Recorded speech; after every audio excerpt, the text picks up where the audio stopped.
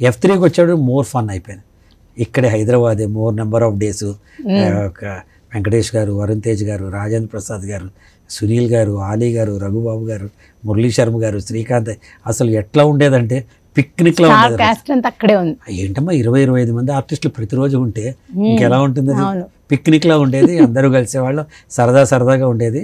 And then ఇందులో ఇద్దరు పిల్లలు, రాయన్ ప్రసాద్ గారి పిల్లలు యాక్ట్ చేస్తారు, ఖుషి and Karthik.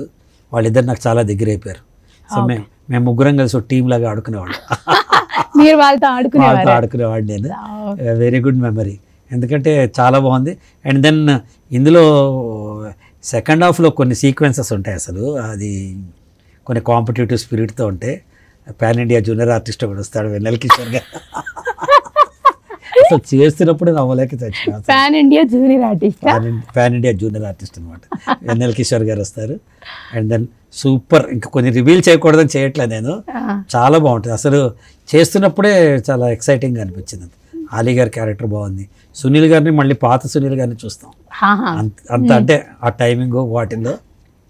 But both F2 and F3 are not sequel, they are franchise. Same యాక్టర్లు వేరే కథతో చేస్తున్నారు. ఓకే, దాన్ని కంటిన్యూషన్ ఏముంది, వాళ్ళిద్దరు పెళ్ళి అయిపోయింది, ఇంకా నెక్స్ట్ నుంచి కంటిన్యూ అలా చేయాలి. డైరెక్టర్ గారు కూడా చెప్పారు ఇది చాలాసార్లు. బట్ ఇది ఫ్రాంచైజ్. అదే పాత్రలు కొత్త పాయింట్ తీసుకుని కొత్త కథతో చేస్తారు. చాలా అప్పుడు ఫ్యామిలీ, ఇప్పుడు ఫైనాన్స్. ఇంతవరకు అయితే గ్యారంటీ. డబ్బు మొత్తం డబ్బే.